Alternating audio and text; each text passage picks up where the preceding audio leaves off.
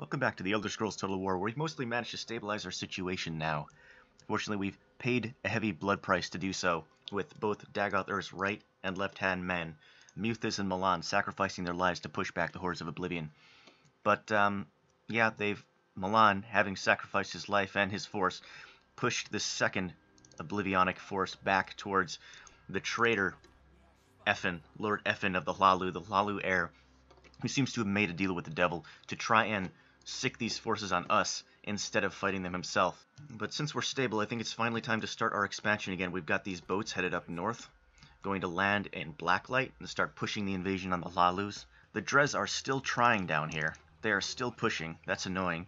But soon enough, we're going to be able to push down into Muth-Nar, and then that will be our front line, and we won't have to worry about like defending multiple. Because they're like, right now they're pushing up on multiple forks. They're pushing up towards Davonwatch sometimes. They're pushing up probably towards Narcissus in the near future. They're pushing up towards Tal'Daeq Fortress, so we're kind of defending on three fronts. If I push the front down and took Muth-Nar, that means I could just defend up here. But in order to do that, I need to be able to remove Dagoth from this. Ooh, I can! I can remove Dagoth from the city. Okay, let's move him straight down to the Tal'Daeq Fortress then, and start getting ready an army to push down and take Muth-Nar.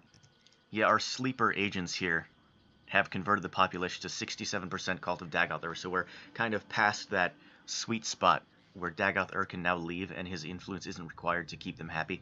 Oh, never mind, the Oblivion Hordes are back to our borders again. Although, no, they're actually, maybe they're not. They were fighting the Hlaalu at our border, okay? And they actually won the battle. And now it looks like another Hlaalu force is going to attack them. So this is going all right. I am happy with this. And the Dres are, in fact, sieging the Tal'Daeq Fortress. Oh, and Oblivion, is that Oblivion? I can't tell. Maybe that's Oblivion. I gotta take a closer look. That might be Oblivion attacking the Argonians, or it might be some kind of weird rebel faction, like an undead faction. I mean, whenever a guild requests to upgrade, I don't see any reason to say no. So yes, that means Ald'ruhn should be training very nice assassins. Not that it really matters. This is actually perfect for the assassin headquarters. Anytime someone graduates from Assassin Academy, they could just go up here and practice on the Argonian tribe.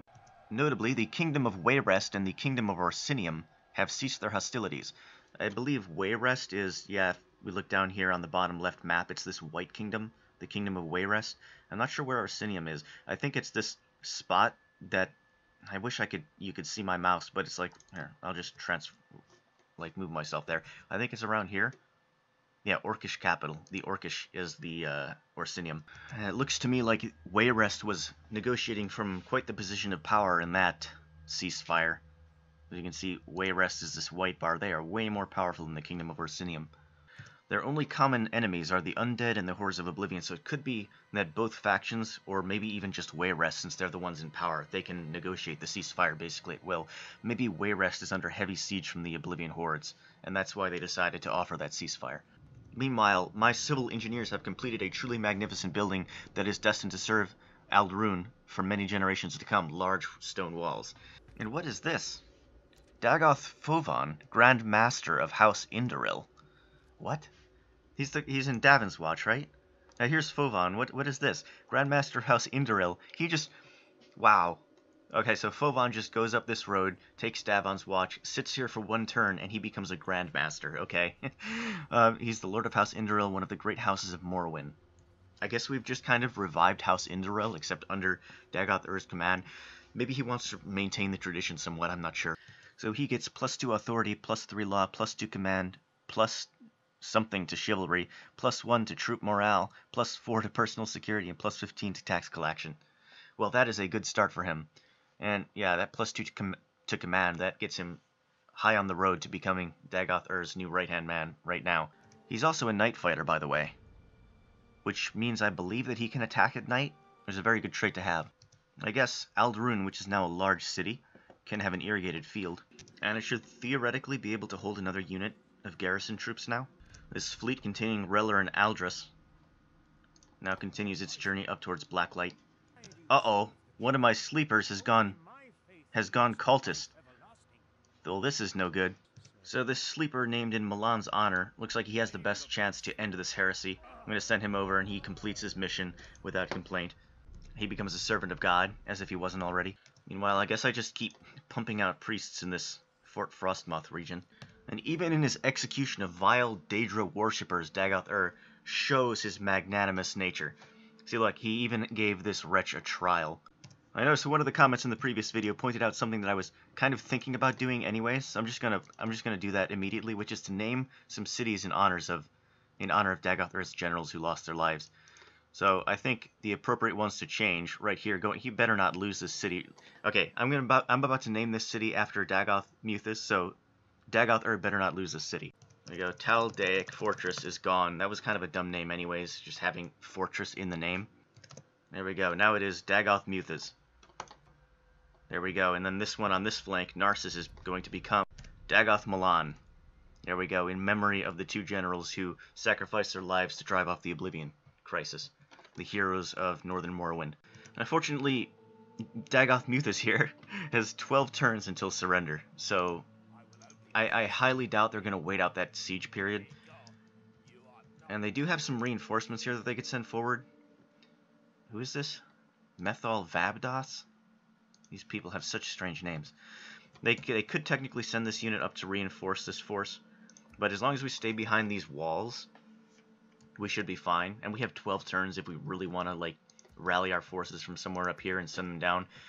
At like 5 turns, we could do that theoretically if we felt we needed to. Up to 88% call to Dagoth in Dagoth Milan here, so let's send a couple of sleepers up to help the conversion of this place. This is actually 87 as well. We're just doing a very good job of converting all these locations. And where is this? Is this the same as up to the north of the mountains? Northern Dishan. Phalis Mountains. I'm not sure where this city is. Maybe our spy can locate something? He doesn't see anything around here. The city must be up to the north of the mountains, I feel like. And it just covers the territory down here because it does. So I see this little yellow line running to the north side of this river. So I'm assuming that the north side of the river and the south side of the river are actually 2 separate territories, which means there would be another Hlaalu town down here somewhere, but there's nothing there. So this is all very confusing to me. Gilvoth continues his constant attempt on Grandmaster Odron the Pious's life. I like to imagine they're like rivals at this point in some Sherlock Holmes thriller. Well, he misses the target again and survives yet again, so they continue their stalemate. Oh, and this area is actually not Dres. This is just a rebel territory, this Thorn region. It's Argonian rebels. And this is our first look at Argonian soldiers. We can't actually see any of their stats, but they basically look like peasants with shoddy wood shields. In the First Era, 2811, Cyrodiilic Imperials clashed with and destroyed the armies of Blackmarsh. Argonia saw little military victory until the later years of the Third Empire when, during the Amnesian War, it was able to seize Dunmer territories in the north. Blackmarsh was then annexed into the Third Empire through diplomacy rather than by military force. Today the clans of Blackmarsh do not have anything that resembles a standing army, but it's worth noting that if their home country faces any danger, the Argonians will come to her defense with nearly unmatched fury. Nearly unmatched. Just say unmatched fury. That's so anticlimactic. This may be due to their subordination by the Hist, which may order the Argonians to protect their native swamps to the last drop of blood. These troops are essentially militias comprising ordinary citizens of the clans of Blackmarsh. They wear only the clothes on their backs, but have natural protection. Their scales. Oh, that's interesting. So their scales are actually like armor. Didn't realize that. Each Argonian makes the wooden spear and shield that he wields. Oh, they make their own weapons. That must be why they look like crap. Their weak defense is compensated by their tendency towards secrecy. Their movement is of a swift and silent nature. Well, I'm kind of interested in seeing their stats then, since even if they have natural protection, like their scales or armor, depending how good those scales are, that could be very good for their militia. Because even though they can't arm their militias very effectively, if they have just a natural full set of armor, that's quite the advantage. I wonder how long this spy will last in here before being discovered. I think I'm just going to leave him here and see what happens. I wonder if he'll survive all the way until Dagoth's forces make it down to take the capital of Thir.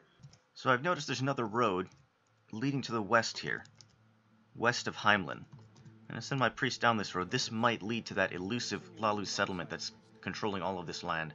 Or it might lead to a rebel territory, as fate would have it. Kraganmore province. Huh. Well, there's another road down south. Let's follow this one as well. Oh, there's a Hlaalu territory. Here it is, found it. And the Llalu actually have a family member here as well.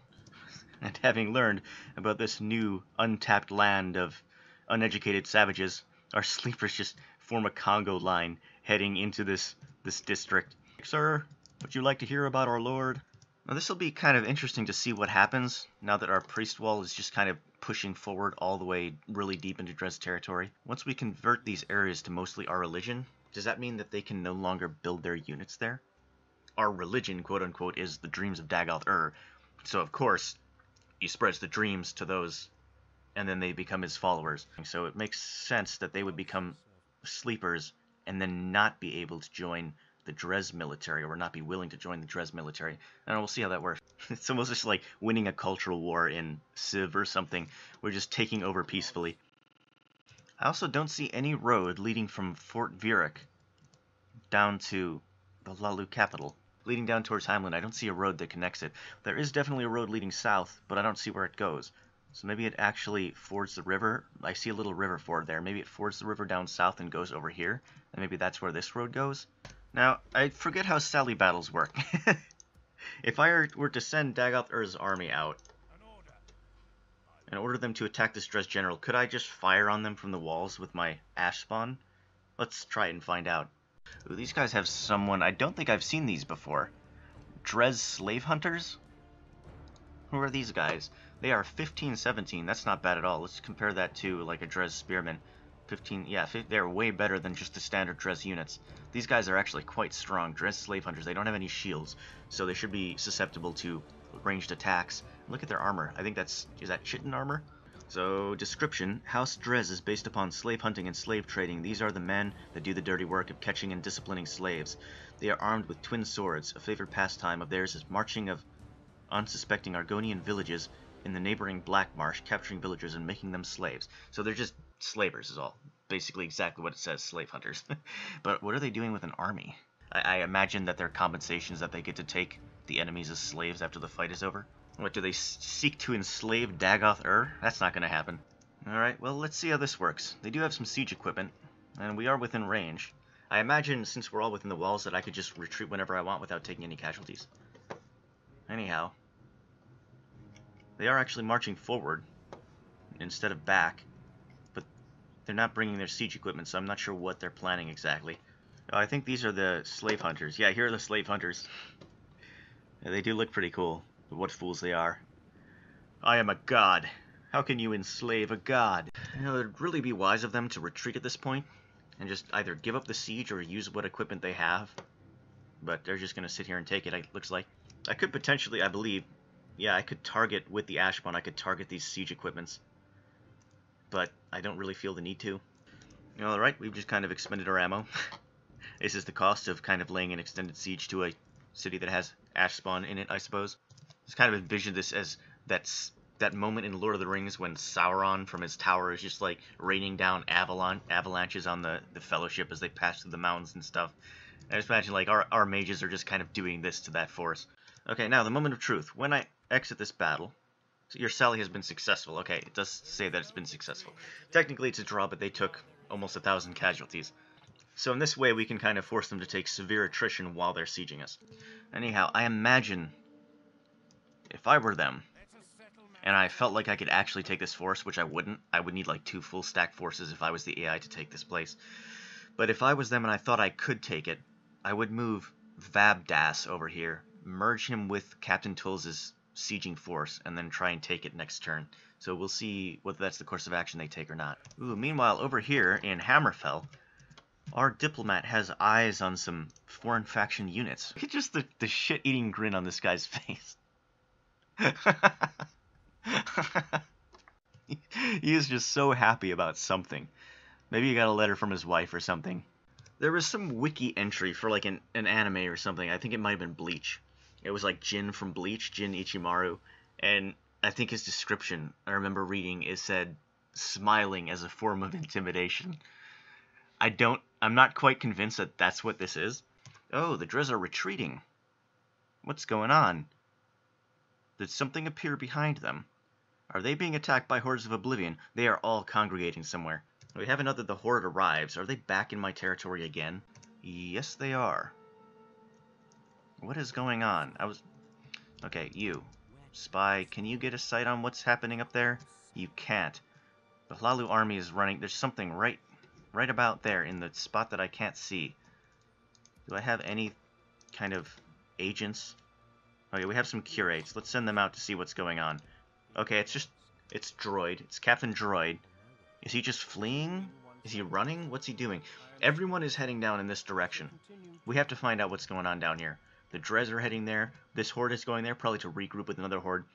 I think it's something right around here in this Dres town. Forsaken Hamlet. It might be that the Forsaken Hamlet is being overrun by the Hordes of Oblivion, because we all know that Forsaken Hamlets are a high priority target for a world-invading attack. Fortunately, we have our spy, Dagoth Fervas, around the right area right now. What is going? Oh, they're heading further south. Where are they going? There is something going on. There is something very fishy going on. Dagoth Milan can now retrain Ash Spawn. Is that so? That can't be the case. It must just be an armory or something. Maybe they can give the Ash Spawn superior armor. That would be my guess. I mean, whatever though. We'll take it. Proloris gets around to rebuilding its town hall. It's slowly regrowing. It's kind of like the rebuilding of Kvatch. Anyway, this horde, I'm not really sure that I'm to be concerned with them right now. I could send out this force and cut them off at the pass. But then if I did that, I would be leaving Dagoth Milan vulnerable. Because I don't think I could make the trip there and back. I could maybe take a small force. There aren't too many of these guys. Maybe I should go and just wipe them out right now while I still have the chance. Because I can leave a sizable... this is a massive force I have in Dagoth Milan. I can leave a sizable defensive force back. I think that is what I'm going to do. I'm going to bring out this force, led by Falls. Yep, Dagoth Milan is still happy. I'm going to take them and attack this force right now, while I have the chance, so that they can't regroup with another force and just become an actual threat. Man, Droid the Scarred now, which means he was injured in battle. I don't know if that was against us or against maybe the Hlalu that he was fighting against there, but he's just been humiliated up and down the aisle. He tried to attack the Hlalu, he got outsmarted by the Hlalu, even though the Hlalu were being traitors, but still. He came to attack us, he got beat back, and the second he crossed the border, he went to fight the Hlalu again, because they betrayed him, or they tricked him, and then he got beat down by the Hlalu. He's just not had a good day, and I think if he actually made it back to his force, probably Dagon would be torturing him anyways, in like a lava cage or something, so I figure we're doing this guy a favor by killing him right now. How in the world do their trebuchet get 3 chevrons of experience? They don't get experience from taking down walls, do they? Does that mean that this trebuchet in those battles against the Hlalu just killed tons and tons and tons of infantry? Like, what in the world happened? It looks like we get to deploy downhill again. What else is new? It'll be pretty neat. Well, the way I think this works is that you have a battlefield, like the battlefield that you see right here, the world around me that you're like watching on the screen right now. That's actually a small part of a giant battlefield that encompasses the entire world map, which is actually really cool if that's how it works. But what would be neat is if instead of like attacking directionally, depending on your situations on the battle map, if your general's skill had some kind of influence on that. So like if there was a high ground on the map, you would get that high ground if you had the higher general skill, the higher command. I don't know, that's just kind of a little theory crafting I'm coming up with. Anyways, no doubt whatsoever that these guys are going to deploy on that excellent hill. So I guess we just kind of minimize our hill loss disadvantage. So I just deployed over here, and it looks like they did not take the hill, so I guess I'll go and take the hill. Yeah, they just deployed down here on the road for some reason. I actually feel like rushing that hill is too big of a risk, since we need to keep it range. So I'm just going to actually move down onto maybe this area right here. This should give us a clean shot, and we got one flank covered by the cliff. How did they even get these trebuchets in here? What happened? They just like drag it carefully through the trees or something? That can't even fit through those trees. I guess they must have pulled it down the road and brought them to the side of the road to set them up there for some reason. Well, I guess this kind of explains why they couldn't take the hill, though. They couldn't really drag those trebuchets up through this forest onto the hill. That'd be a little bit unreasonable. Well, so much for all that work to get the trebuchets here, because they're the first things that went down. I'm finally within range, just kind of lobbing. They're hiding behind a hill again, but I can lob over. It's alright. And where is our final position? Looks like this is our final position. We got this cliff to our back, so they can't really flank around this end. They can only flank around here, although they do have a hill advantage if they do that, so gotta be careful about that. But when they do attack, my Ashpawn can retreat back behind here and be protected by the rest of the units, even though we have a numerical disadvantage. Fortunately, the enemy has faded back into the forest here, and no, I can still see them, but my guys just are having a very hard time firing at them. I mean, we could just burn down the forest, but I guess our general's a little bit of a tree hugger. Like, only you can prevent forest fires. I wonder what happens when I go hide all my troops in the forest as well. Okay, they're just hiding, and I can't shoot at them, so I think what's going to have to happen here is I'm going to have to send one unit of Dreamer Swordsmen to go up and take this hill. Kind of panic them and get them moving around and readjusting. And then hopefully when they start readjusting, they'll have to move, and then I'll be able to see them and I can fire at them. Maybe they'll even be forced to kind of shift their force facing this way a little bit, which will expose their left flank over the hill. Well, our swordsmen have made it to the top of the hill, and there's been no shift yet.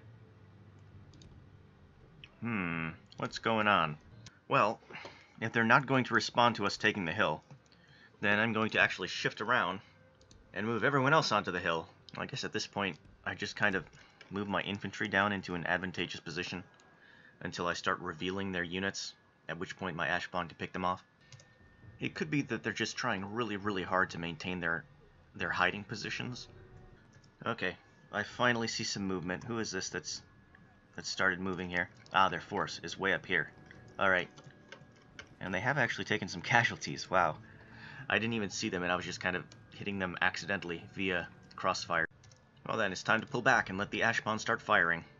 Yeah, they've sure kind of just waded themselves into a pickle here, haven't they? All of a sudden... Yep, the battle seems to be swinging in our favor. The entire terrain has reversed. Now, this is their view now. They get to march up. Okay, this is the new hamburger. This is the real hamburger. They get to march up Hamburger Hill. And what do you know? It's not going so well for them. Are these... Okay, these are the Kindval. They look kind of cool. They have little winged demony symbols on their backs. And even though these Mythic Dawn archers are a bit scary, you know they have armor-piercing arrows. With such a downhill disadvantage, I doubt they're going to be doing much damage to our Dreamer Swordsmen. Oh, I just heard their general order a retreat. So he's trying to run away. In that case, everyone target the general. All the Ashpawn target the general's unit. See if we can knock out that general before he makes it away. And he has just had a terrible campaign, hasn't he? He's just been retreating from everything, and it's no wonder he kept losing. I think that initial battle against Dagoth Muthas, he thought he had just such an overwhelming advantage, but he still took so many casualties, and I think it scared him. It scarred him, so to say. Yeah, we've kind of eliminated their combat effectiveness, so even if they go and regroup, whatever, and General Droid gets executed for cowardice and incompetency, they still won't be able to help up their main Oblivion force, which I suspect is somewhere down south. That's what the Dres are responding to. Our relations with the Hordes of Oblivion is poor. Well, anyways, that was a far more drawn-out and complicated affair than I was prepared to deal with going into that battle. I was expecting that to be nice and quick, but I guess it makes sense since I chased them up onto a mountain range and engaged them there. That was kind of my own fault for not looking at the field of battle before I had engaged. Now, I don't know where these guys are going. Are they at war with the Argonians right now? They are not. They're only at war with us and the Hordes of Oblivion. So the only threat that this could be, either they're just suddenly trying to reverse their tactics up here, pull all their forces back from our front line, and fight against some rebels somewhere, or some undead. Either that, or the horde of undead that were over here in Archon are gone too, by the way. There's either that, or there's some kind of Horde of Oblivion down here, but this is the end of their territory, I'm pretty sure. Right here. Let me check. No, they do have one more territory down here, so it could be down here in the Green Glade province. I'm really hoping that this force in Heimlin does not have the range to march down this road and attack Pfalz before he gets back to Milan. Anyhow, Dagoth sees this going on, whatever's going on in the south, and he's going to prepare his strongest possible force. He's going to gather everyone down here in Muthas to launch this attack on Muth-Nar, because he doesn't really care what's happening to the Dres, because the Dres didn't care what was happening to us when they decided to launch their attacks, so now it's time for revenge. Muth-Nar does have a sizable garrison, so it's not something that's going to be easily taken. It's still going to be a campaign, and it could be possible that he gets caught up there and has to face these reinforcements as they come back north. So, keeping that in mind, he does need to build a sizable force before he can do that. 22% chance. Can Gilvoth do it? No, he finally loses the battle. And he dies in action. That was kind of dumb to do, but I just needed this. I needed a resolution to this Gilvoth versus Odron drama that was going on. Up here in Solstheim, I have kind of developed a plan of action. Redirected all the priests up to the northeast. So while I finish, this is 80% called to Dagoth, this Frostmoth region now. While I'm finishing this up, I'm going to expand the religion into Tursk, and then around this way. And just south of that, it's finally time for our troops to land right next to Blacklight, and they can launch the siege immediately. And this is actually where their Grandmaster lives. He is decent, he's nothing great, but he's not good enough to keep his heir under control down here. So it is my belief that such a ruler does not deserve to rule, and that Blacklight should be under the command of Lord Dagoth or Lord of Terror instead. And it looks like the popular vote goes in my favor. 66% of people love Dagoth. I would go so far as to guess that that's actually 66.6%. Wow, this region of Blacklight expands all the way around the mountain range. That's cool, and it ends right there. Ooh, that's very nice. What that means is that if I control Blacklight, I can have some watchtowers on this region, and maybe even have eyes on, is this, Casta? Fort Castra. Okay, that's not what I thought it was. Is this what I think it is? There it is. There's Windhelm. Yeah, I can have eyes on Windhelm, almost certainly, with a watchtower over here. And yes, there's indeed a crossroad right here. And, who is this? A Daedric cultist. Well, that's no good. Can you take care of him? 95% chance. Okay, take care of that. Ooh, and it led us to Iliarth Temple. Dunmer Rebels. Huh, okay then. And then I assume from there the road leads up north.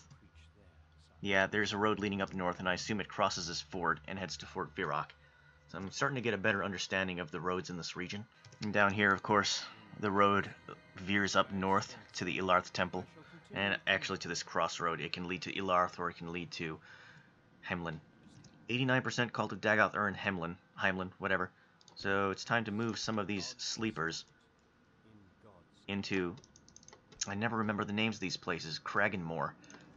So start converting the Kraganmore population to sleepers as well, or dreamers, whichever is which. In the meantime, I'm sure you'll be thrilled to learn that this little island of Telbernor that no one actually cares about is now 80% converted to the cause of Dagoth. We've got a spare General Vaynor down here, so I guess I may as well send him onto the ships and deposit him maybe in Ebonheart. I love looking back on these historical battles, how Dagoth title has just changed constantly. We have Dagoth the Merciless over here on the same island, Dagoth the Mauler. Up here in Port Telvanni, it's Dagoth the Engineer. Down in the south, of course, the best name, Lord Dagoth Lord of Terror, and now he is the Infantryman.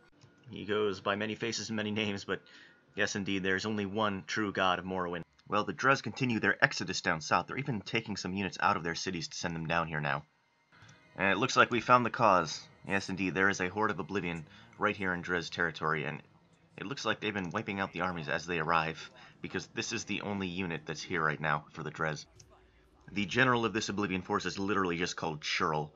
I could be wrong on this, it's been a long time, but isn't the Churl just the name of one of the classes of Daedra? So Dagoth finally has his force, and he's going to start heading down to Muthnar right now. And by the way, I'm actually going to rename these one more time, just to remove the Dagoth part, so that it's not as confusing. Dagoth Muthis is the person, Muthis is the city, and I'm going to do the same over here with Milan. There we go, much better. And I think I actually found out why we're gaining so many men after all the battles is because this, it says Bosmer on here under the traits, but it's not actually Bosmer. It's Ash Vampire, I think, or whatever. I don't know what it means to say, but yeah, whatever it is, this racial ability, this racial trait provides +10 to battle surgery. Interestingly, it also gives -5 to population growth, farming, and fertility. So if I want a place to grow more quickly, could that mean that it's actually better just to not have a general there at all? So I don't really see any reason to delay any further in sending this force west to take Heimlin, but what's worrying me is that I don't see that big full stack force that was up there before. So maybe I'm going to send my spy in first and he can take a look around. Up here in the north, it's finally time for Reller and Aldous to lay siege to Blacklight. We'll just jump right into that siege, I suppose. No reason to wait. Grandmaster Llama. I'm just going to call him Grandmaster Llama. What does he have? Nothing. He has nothing at all. A bunch of militiamen. Well, I mean, in his defense, I guess he sent all his professional troops down there to fight the Hordes of Oblivion, so he did do something, I suppose. Maybe he just wasn't considering that he would be attacked up here. Alright, I've kind of deployed in a crescent circle surrounding the fort, and we'll see how they've deployed now. They've activated all of these front towers on our attacking fort and our corner here, and around the corner. They've left this gate open, though. So maybe we could move some of these ladders around to this side and maybe take this wall. Let's start moving like so and see how they react. And it looks like they did not have enough troops to actually cover this wall, which is going to leave it wide open for our siege tower. Our Ashbon over on this flank actually have a clear shot at these archer militia on the walls. They're going to take some of those. And what about these guys? It says these guys are firing as well, but what are they actually firing at? I don't expect them to have any good shots at this point. It says they're reloading. Yeah, I think it just says they're firing, but they can't actually fire at anything, so they're not. It's just giving me this little bow icon on their on their toolbar image because they're within range, and technically they should be able to fire. Yeah, it looks like they're not even going to try to defend this wall. Our Dreamer Spearmen are just going to walk right up. And I guess at that point, I move them around. Can they move through this gate, or is this just like permanently closed to them? I think what I might do, if there's nobody in here, which there's not, is move these spearmen to just guard in front of this gate, so none of them can actually get into the second line of defenses. Alright, the siege ladder, or rather the siege tower opens up, and they're not responding at all. All they have is this one unit of archer militia who are technically coming, but they're not going to be fast enough. I'm going to move them over down here, down through this tower, and up straight to the gate. Just like so. It was really tempting to go down there and attack these archer militia. Oh man, they want to fight on the walls. You know what? We have to take that opportunity while we have the chance. They're about to run up straight through here, and that's going to be the perfect opportunity to take them out. It'll be a shame if they retreat through there, though. That'll be just wasting everything. Yeah, we gotta take the risk. They actually just charge in and shank one of the Dreamer Spearmen right off the bat. Surprising that any of my guys died, let alone be the first one to die. What is going on? Somehow, my dudes are now pouring out of the gatehouse behind them, and we have a surround off. I have no clue how this happened. They must have... The ones who had made it to the ground, maybe, circled around and went up through that tower when I wasn't looking. Anyhow, that'll work for me, because that will be... What are there, 10 of them left? Somehow we fit 10 of them in there, but they're going to be dead very quickly. Oh no, one of them escaped. That's no good. Okay. I don't know how he escaped, but he is about to run to this gate, so we have to follow him very quickly. Otherwise, he's going to get in there and activate those towers. I think he is faster than us. Oh, he stopped. He stopped. Awesome. Okay, quick. No, just keep going. Oh, they all stopped as well. Everyone stopped on both sides. And they stopped again. Okay, well, it's over at this point. They're going to make it through the gate. Oh, well. Yeah, my soldiers stopped 3 times on the way. They could not pathfind their way to following them. So, at that point, the gate's closed. It's too late. We're going to have to breach that somehow. But we do have these units. I can no longer just put them here because they're just going to pelt in the back by those towers. So what I can do is guard this road right here. And then again, they have some ballista here, so may as well attack the ballista and not get pelted by them either. And we'll see what these guys do. If they pull away from the front lines, they pull away from those towers there, then I can move my frontline troops up. So we kind of have them in a bit of a pickle here, interestingly. I've never seen this particular situation before, but I guess it works. We took a ton of damage from those ballistas, though. Just one fire from those ballistas just wrecked us. It's like taking a hit from the Ashbon. In the meantime, they've abandoned this wall entirely now, because the Ashbon were targeting their units that were over on the corner. So we can pretty safely, I think, move the ladders up, move all of our troops up, and get onto this wall. Maybe I can even get my Ashbon right here to get some pot shots off on their forces next to the gate. And they have this tower activated, though, so maybe that's not even worth it. And actually, meantime, they've been firing at these guys on the wall the whole time, and now they're out of ammo. So it doesn't even really matter what we do with those Ashbon. I don't really want to move these Dreamer Spearmen up to engage, because there's a General's Bodyguard there, a Lalu Bodyguard with 2 hit points. And I figure they would probably lose. Actually, if the Bodyguard just turned around and engaged them right now, that would probably be bad. I'd have to run away. What I can maybe do is move these Ashbon around to the side, maybe with 1 unit of heavy swordsmen. And I can have them circle around and climb up this siege tower, kind of take a position on this wall and start firing at them. Fortunately, I'm pretty sure these guys the last of these militia archers are just going to stand in the square and not trigger these towers. Meanwhile, these archers on the wall, with nothing else to do, have just kind of turned around and are just volleying over their own houses at us. It's kind of a miracle they don't land some... Yeah, see, like those arrows are landing in the roofs? It's kind of a miracle they don't catch their own town on fire. Just nice, pleasant sprinkle of fire arrows. It's no problem. We've taken no casualties from it. Ashspawn are up into the siege tower. Unfortunately, they're way faster than my swordsmen, so they're way ahead. Hopefully they don't get caught out here. Meanwhile, Dreamer swordsmen here on this wall, they have taken the gate, and now we should be able to move in freely. Yes, no? Okay, there we go. Now we have the gate, and they should be able to move in. Still no reaction from the enemy here. And our Ashspawn are up on the walls. They begin really hitting the enemy here in front of the gate, and I think this is just kind of checkmate for them at this point. They finally decided that they should do something. I'm not sure what exactly. Let's just actually cease fire really quick so we don't burn our own dudes to a crisp as they run in front. Unfortunately, I have no choice but to deploy the Ashspawn on this side of the wall. There is no option to deploy them on the inner edge. And as expected, we just have a small 22-man unit of spear militia on their way to try and counteract this the same way the last unit tried to counteract the units on the wall, but this time I'm ready. I have the Ash Heavy Swordsmen right here forming a wall, so they won't be able to get up this tower here. Well, this is brave. Let's see how this goes for them. He's just going to try and run straight through. I'm not sure how well it's going to work. One of them actually gets through. You know, I should probably just actually attack them at this point. That would probably be wise. There we go. Now it's over. And they're actually routing. So maybe if I'm lucky... Let's move these guys back. Let's move everyone back. Maybe we can use them running through the gate while it's open, and we can just follow them straight through. I wonder if this will work. And the Ashspawn can fire at will again. Looks like they're getting ready. And there it goes. Now, this is a nice angle for them. Oh, that hurt. Unfortunately, my units just all seem so slow. These spear militia, or rather these, yeah, they've stopped moving entirely again. We're all tired and exhausted, so I don't know if we're going to actually be able to keep up with these guys on their way to the gate. Fortunately, they're moving pretty slowly as well, so it's a possibility. Maybe. Oh, the general died. Well, this is... I'm kind of looking at something right now. That's cool and all, but they're just going to stand outside the gate. I mean, okay. They're not even going to try and flee through the gate. Or maybe the gate is just locked because we're too close to it, so they weren't allowed through. Well, that's too bad for them. Where did those militia archers go? They disappeared.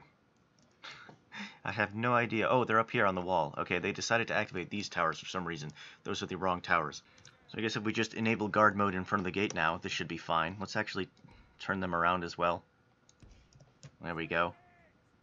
And we've got some Morrowind spear militia routing straight into them now. Let's see if we can hold them back.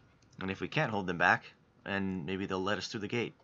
Anyhow, yes, onto the side, Grandmaster Llama is dead, which unfortunately puts Effin in charge. So I feel like the entire Hlaalu house has taken a massive blow at this point. This is going to be like a story of the Wolf Queen. I get the feeling Effin is going to be sacrificing his firstborns to the Daedra and shit. It looks like they're going for a tactical retreat now. Let's actually... Whoa, okay. Settle down there, Ashspawn. You're going to be hitting our own dudes here in a second. Let's actually move them forward just a tiny bit so they're on the hill. I hope this is working. They just seem to be kind of congesting. Yeah, this will be fine. Yep, there we go. Now they'll fight them on the downhill here, and that should give them a little bit of an advantage. And they route right away, so it doesn't matter, but whatever. If they're going to route through here... Will it open now? No, I'm pretty sure this gate just cannot open while we're so close to it. I guess now I'll send this Ashspawn Heavy Swordsman unit up to take the gatehouse, and then move another ladder unit through that gate, so that we can take this inner wall. It's annoying, but it's no big problem, I suppose. And this poor unit of archer militia just turns around and sees the enemy pouring in from all the streets, from everywhere behind them. And they were expecting an attack from this direction. Oh, they've just given up. They're not even going to fight. Right, gate taken, which means I can take all this siege equipment into the town, and then use it on the second line of defenses. And I guess they just gave up before we could breach the second set of walls. Just a little bit. But somehow these guys started retreating from the walls over here. Not sure why they got so scared. This is Reller's first victory. He has defeated Llama. Congratulations. And I feel like you've got to start somewhere. And the Grandmaster of House Hlaalu is certainly somewhere. So I think we just occupy this one. since it's already largely our religion. Yeah, 71%. And Blacklight is ours. So I think we start off straight away by deploying all of our agents in this direction. And Aldous is nice and loyal, but he's not a great commander, so he can stay back and kind of govern Blacklight, while Reller leads our forces south. Either way, Altar Vision's going straight up. Now, unless Skyrim suddenly decides to betray us and stab us in the back, which might happen, you never know, Blacklight should not be in much danger here. Should only be in danger from the south, from the Hlaalu, and I'm sending my main force down there. So I'm just leaving a minimal garrison here with Aldous until such time as this place can get to recruiting its own actual garrisonable units.